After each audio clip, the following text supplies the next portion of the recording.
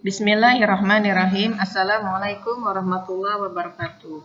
Alhamdulillah pada kesempatan kali ini kita bertemu kembali dengan pelajaran tematik. Kali ini kita akan belajar tema 2, subtema 2 dengan muatan pelajaran Bahasa Indonesia dan IPA. Sebelum kita mulai, kita berdoa terlebih dahulu. Allahumma fa'na bima 'allamtana wa 'allimna ma yanfa'una. Baiklah, silakan kalian siapkan buku dan alat tulisnya. Ya, materi kali ini yaitu Bahasa Indonesia masih tentang mencari informasi dari sebuah teks bacaan, dan IPA materinya tentang gangguan pada sistem pernapasan. Coba kalian perhatikan gambar berikut ini.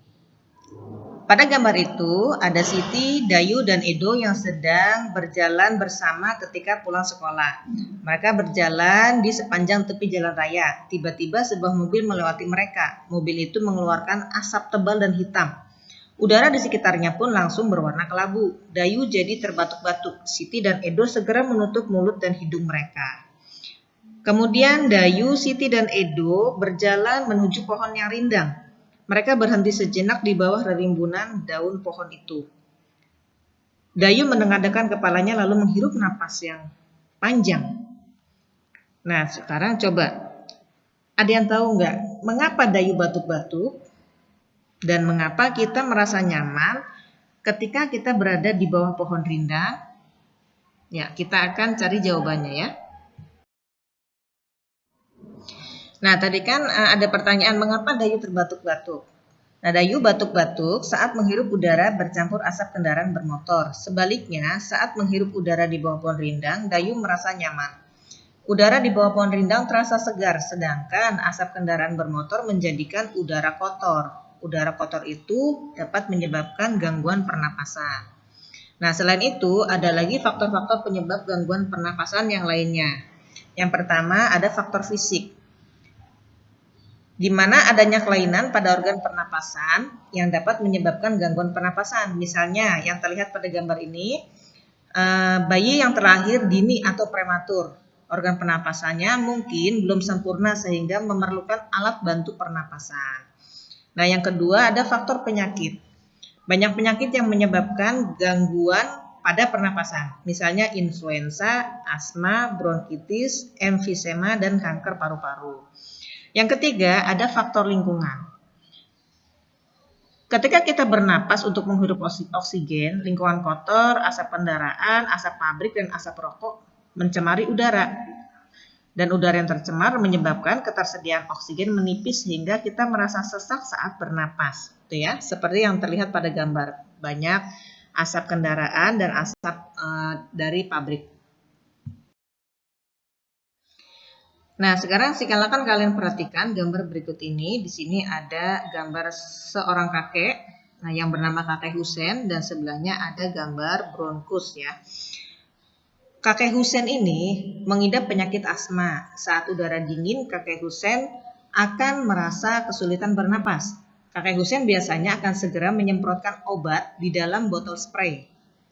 Obat itu disemprotkan ke dalam tenggorokannya. Tak lama setelah itu kakek Husen akan dapat bernapas lagi dengan lega. Nah, asma itu merupakan penyakit penyumbatan saluran pernapasan yang disebabkan oleh alergi. Pencetus alergi misalnya udara dingin, rambut, bulu, kotoran, debu, atau tekanan psikologis. Nah, gambar yang sebelah kanan ini adalah gambar perbedaan bronkus pada penderita asma dan bukan penderita asma. Gambar yang sebelah kirinya itu bronkus normal itu ya, yang tidak orang yang tidak mempunyai penyakit asma, sedangkan yang sebelah kanannya itu bronkus sakit atau bronkus yang dimiliki oleh orang yang mengidap penyakit asma.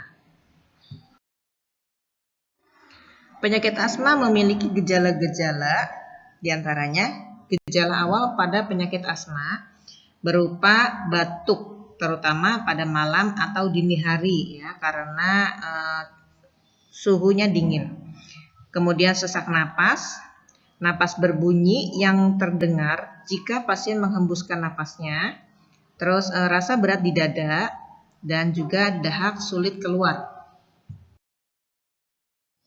Kemudian gejala berat asma Yang pertama yaitu serangan batuk hebat, kedua sesak napas yang berat, ketiga napas tersengal-sengal, keempat sianosis atau kulit kebiruan, ya kulitnya berwarna biru yang dimulai dari sekitar mulut. Yang kelima sulit tidur, posisi tidur yang nyaman adalah dalam keadaan duduk. Kemudian yang keenam adalah kesadaran menurun, itu ya kalau asma sudah berat atau sudah parah dan harus segera dibawa ke rumah sakit untuk mendapatkan perawatan yang intensif. Berikutnya kita akan mempelajari penyakit pada sistem pernapasan. Organ pernapasan manusia terdiri atas hidung, tenggorokan, dan paru-paru. Setiap organ tersebut dapat mengalami gangguan akibat kuman penyakit yang berasal dari lingkungan atau kebiasaan hidup tidak sehat. Nah, berikut ini ada beberapa penyakit yang terjadi pada sistem pernapasan. Yang pertama yaitu emfisema. Emfisema merupakan penyakit pada paru-paru. Paru-paru mengalami pembengkakan karena pembuluh darah pada paru-paru kemasukan udara, itu ya. Nah, yang kedua yaitu sakit asma. Seperti yang tadi sudah dijelaskan, asma merupakan kelainan penyumbatan saluran pernapasan yang disebabkan oleh alergi debu, bulu, atau perubahan cuaca, ya, terutama pada cuaca dingin. Kelainan ini dapat diturunkan dan dapat kambuh jika suhu lingkungan cukup rendah, ya, atau kondisinya dingin. Kemudian yang ketiga yaitu kanker paru-paru. Penyakit ini merupakan salah satu penyakit paling berbahaya. Sel-sel kanker pada paru-paru terus tumbuh tidak terkendali. Penyakit ini lama-kelamaan dapat menyerang seluruh tubuh. Salah satu pemicu kanker paru-paru adalah kebiasaan merokok. Nah, itu mengapa merokok itu sangat dilarang, ya. Bahkan dalam agama kita ada yang menyebutkan haram, ya, untuk merokok. Kita lanjutkan yang keempat. Yang keempat itu tuberkulosis atau yang biasa kita sebut TBC, ya. Penyakit ini merupakan penyakit paru-paru yang disebabkan oleh Mycobacterium tuberculosis. Bakteri tersebut menimbulkan bintil-bintil pada dinding alveolus. Jika penyakit ini menyerang dan dibiarkan semakin luas, dapat menyebabkan sel-sel pada paru-paru mati. Akibatnya, paru-paru akan menguncup dan mengecil. Hal tersebut menyebabkan para penderita TBC napasnya sering terengah-engah. Kemudian yang kelima yaitu bronkitis. Bronkitis merupakan gangguan pada cabang batang tenggorokan akibat infeksi. Gejalanya adalah penderita mengalami demam dan menghasilkan lendir yang menyumbat batang tenggorokan. Akibatnya, penderita mengalami sesak napas. Yang keenam yaitu influenza atau kita biasa sebutnya flu. Merupakan penyakit yang disebabkan oleh virus influenza. Penyakit ini timbul dengan gejala bersin-bersin dan pilek. Nah, itu tadi materi tentang gangguan pada sistem pernapasan.